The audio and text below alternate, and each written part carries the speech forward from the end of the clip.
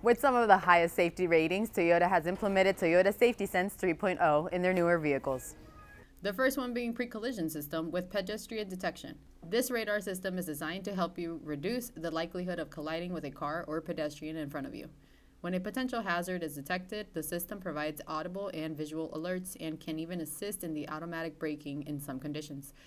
This system can also be used to detect bicycles, motorcycles, and even pedestrians. Dynamic radar cruise control. This will allow you to set a cruising speed and minimum following distance.